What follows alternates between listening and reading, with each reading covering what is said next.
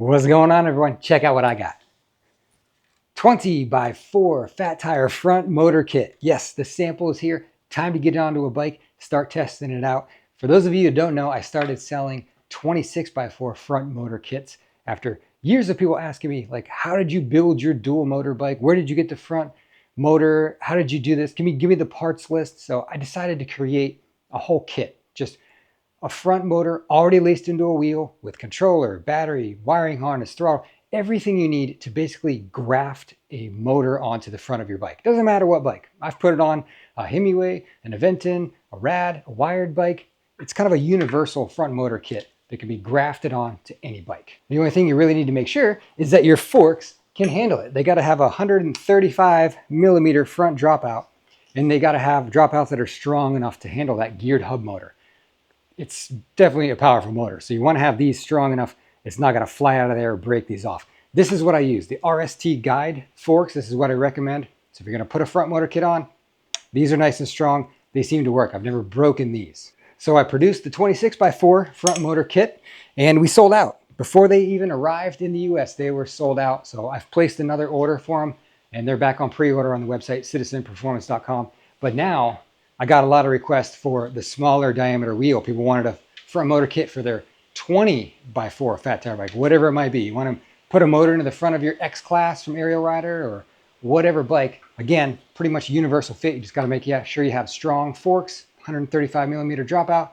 This baby will slide right in there and you can have dual motor bike, whatever you want. That's the beauty of the system, I guess, is it allows you to take whatever bike you love. I'm going to put it on this bike right here. I really like this Emma 3.0 from Roll Road.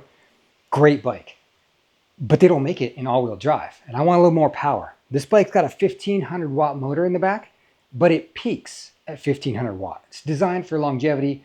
It's pretty good around town, like flat level ground, zipping around. It's got decent power, but you get into a really steep hill, it kind of struggles. You find yourself wanting a little bit more power out of it. You say, well, I could just pedal. Well, it's a single speed bike, so I can't really downshift to pedal up a steep hill. But we add that front motor kit in there, that's gonna solve all those problems. It's gonna make this a completely different bike with a ton of power. You'd be very shocked to see how much power you gain by putting this in the front wheel of your bike. It'll make it a whole new bike. It adds a ton of power. So we're gonna drop it into the Roll Road Emma 3.0.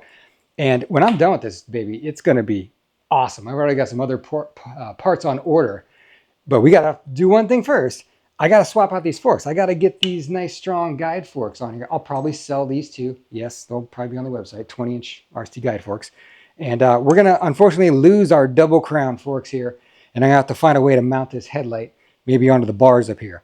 But I got to make sure I have strong forks. That's number one. So we got to swap the forks out on this bike to get the front motor kit in. And then I'm going to start testing various controllers.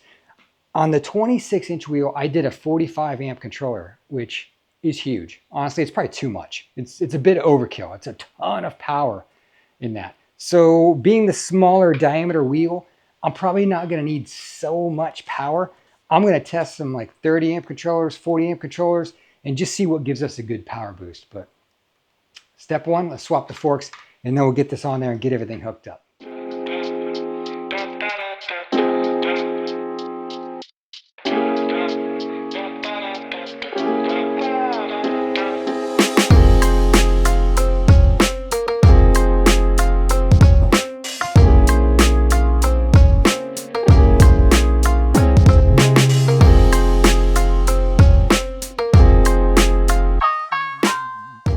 All right, we got the guide forks on the front. Next thing we gotta do is take our disc off and tube and tire, put it on the new wheel.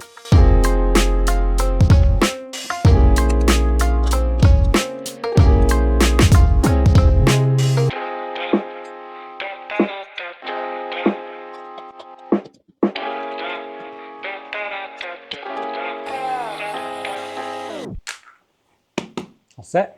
All right, now this can be a tricky part. People always ask me about this. They say the axle won't slide down in the dropouts. So you got to get this axle, it's got flat spots on both sides, down in the dropout. And it's going to be really, really snug. Most times I have to take sandpaper or emery cloth and sand the inside of the dropout a little bit just to take the paint off to get the axle to slide down in. So if I try it here just stock, so the other side dropped in about partway, about that same distance. If I keep pushing, I might be able to get it down in there, but you're probably going to have to either take a axle nut like this, if I can get the rubber cap off it. So sometimes I'll put the axle nut on the end like this and just kind of tap it with a rubber mallet if I think I can drop it the whole way down the dropouts. I don't know if this one is pretty tight. I don't know if I can get it down in there. If I just tap it, it's sliding a little bit. It might go down in there, but probably be better off just to sand a little bit out so it's nice and smooth, because trying to get it back out of there would be about impossible. But you want this definitely tight because you do not want the axle to spin in the dropouts.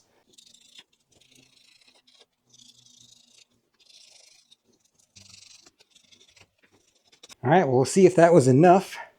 I always use sandpaper or emery cloth. I don't really use a file because I don't want to take too much material. So, got things lined up. I think that'll probably do it.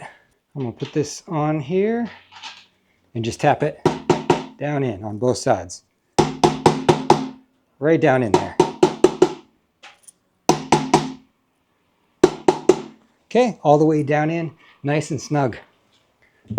So next thing we got to put on our torque washer. So big fat washer, then dropout. Then we got our torque washer that slides down in there. Let me give you a close-up. Just like that. And then the axle nut goes on the end, and we're done. We can button this thing up and start plugging stuff in. So that's what you got to do to get the axle down in the dropouts. Some people tell me they use a file. I don't use a file. I don't want to take too much material. I want it very, very snug in there. So I'll take, like I said, emery cloth or sandpaper, and you can probably see where I just scuffed the paint off of the inside of the dropout a little bit just to make it a smoother slide in, slide out. There you go. Let's get it upright and get some stuff plugged in. The fork swap is complete and everything is reassembled. We got our fender back on there, fit perfectly onto the new forks. We got our headlight relocated to mount up onto the handlebars, and we got working headlight, and we got turn signals. So everything's back to functioning. We're all set. We got our new forks on there, and we've got a motor now hiding in the front wheel. You can see our motor plug coming up the fork there, just zip tied on. Next is we got to hook up the rest of the stuff here for the front motor kit. So what that means is we got to find a spot to mount a battery pack. Kit comes with a 52 volt 20 amp hour battery pack. We got to find a spot to mount our controller. Still deciding what size it's going to be, 30, 40, 45, don't know. That's a 40 sitting right there. So we mount our battery, mount our controller, then we got a wiring harness that we run along the frame up to the handlebars where we'll mount our display and our thumb throttle that's going to power the kit. Everything is completely separate. Nothing ties into the bike's original wiring harness. Everything is separate. Separate battery, controller, display, throttle, everything. So when you want to use your front motor, you'll hit the front throttle, which I mount on my left hand. So you have a twist throttle on your right hand for the back motor and a thumb throttle on your left hand for the front motor. You want both motors going, you hit both throttles. So now we're at the easy part. I mean, the fork swap is probably the harder part, getting the right forks on there. I mean, everything else, this is all just plug and play. And all the plugs match, so you just find a spot for all these items for the battery, controller, display, get it routed on the bike nice so the wires are as hidden as possible, plug it all in, and you're up and running. You got a working front motor in the wheel. So I'll probably get this wrapped up tomorrow. I've got some parts I'm waiting on for this bike. Then we'll take it for a ride. I'll show you how it functions, the power that it adds. We'll do some comparisons, rear wheel versus all-wheel drive. I'm excited to show you the difference. It's going to be pretty dramatic. Day 2, and we are up and running with our functioning 20x4 front motor kit. So I just hooked up everything real quick. I mean, my whole goal today is just to test everything and determine what size controller I want. So I just mounted everything real quick. I mounted my controller right here, just zip tied it underneath the seat. Roll Road comes with 2 batteries, so I removed the second battery here. Zip tied my controller there. I got the battery in the rear case. And then you mount your display. There's a display there, right below the original display. And you mount your throttle, right? That's all you gotta mount: display, throttle, controller, battery. And then you're gonna plug your battery into your controller. You're going to plug your wiring harness into the controller, and then you feed the wires. So I got a wiring harness wire and your motor wire. I just black taped it real quick up to the front of the bike, and you plug your display and your throttle into the wiring harness, and you plug your motor wire into the motor. You're done. It's really, I mean, it's all plug and play. Super easy to do. But I mount it real quick. We're not going for beauty right now. We're going for testing. So I'll make it pretty later, but for now, let's test it out and see how it works. Okay, let's go for a little ride here. And I hooked up the 30 amp controller. So just, you know, a moderate power controller. Most bikes come with like a 22. So I hooked up the 30 amp to try that first and just see how much extra power it gives. I use a 45 amp on my big, you know, 26x4 front motor kits. And it's, honestly, it's overkill. It's so much extra power. It makes the bikes just kind of crazy. There's a lot of front wheel spin. I probably went a little too big. Probably should have used like 35 or 40.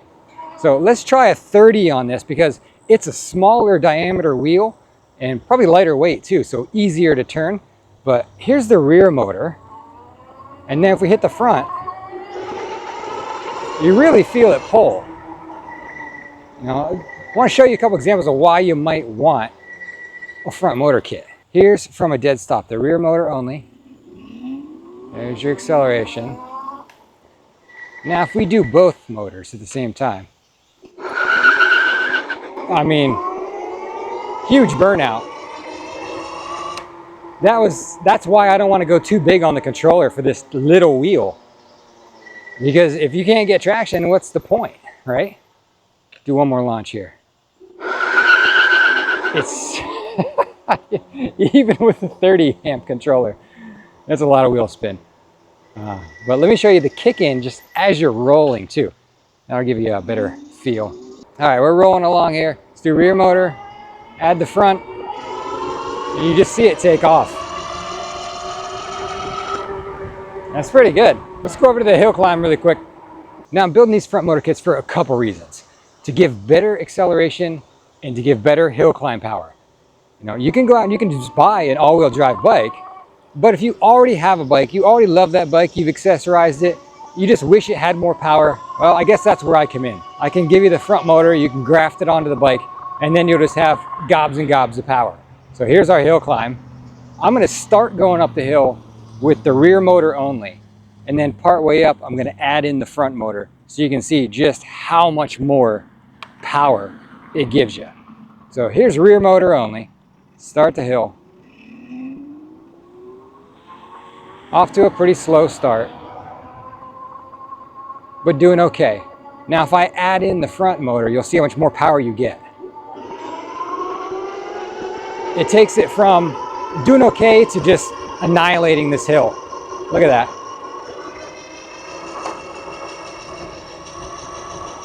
There you go. That's the prime example of the power of the front motor kit.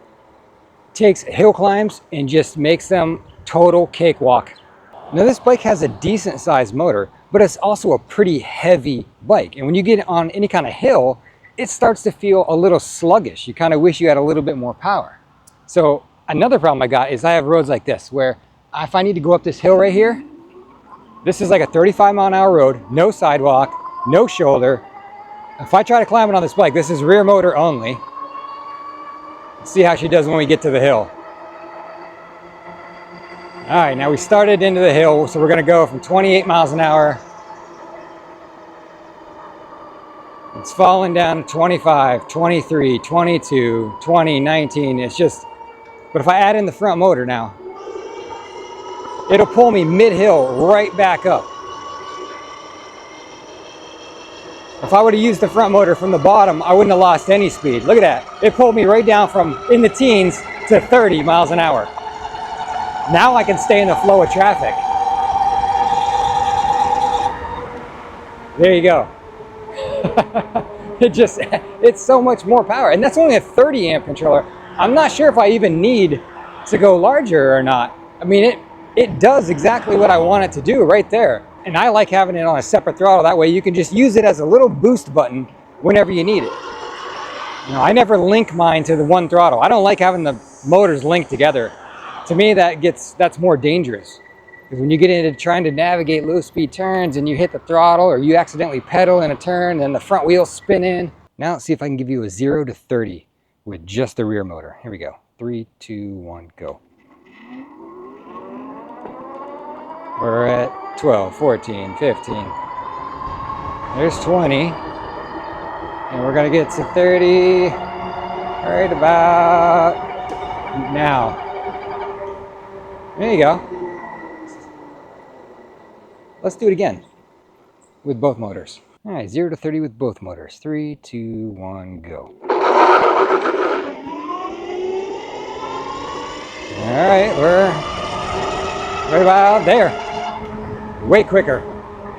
So much more acceleration. I love that for just being able to scoot out in front of traffic or have a strong takeoff. That's what I'm using the front motor. Otherwise, I'm just riding around in rear wheel only because you don't need that power all the time.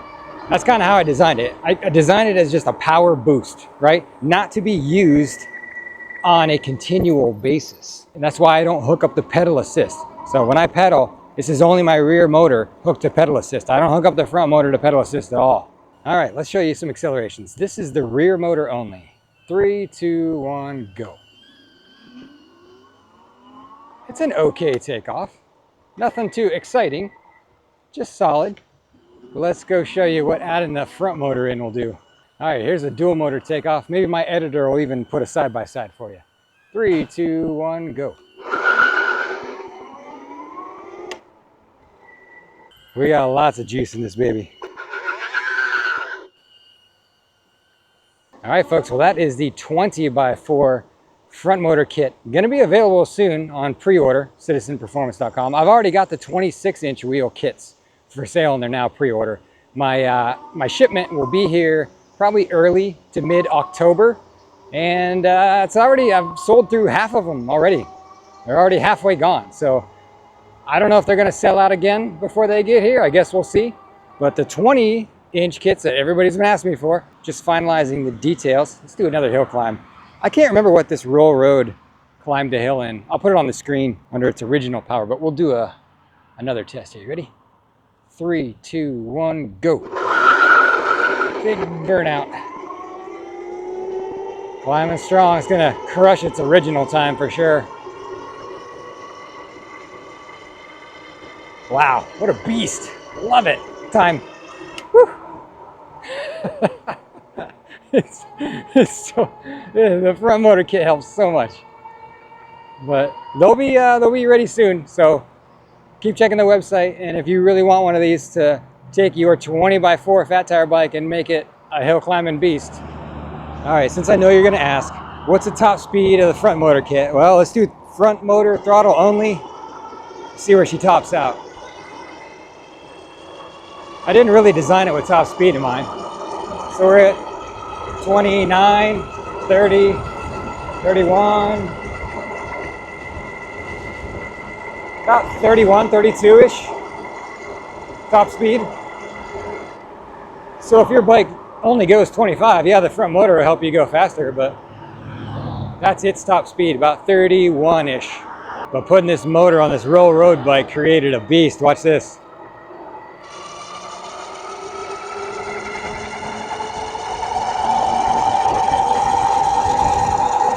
37, 38, 39, about 38.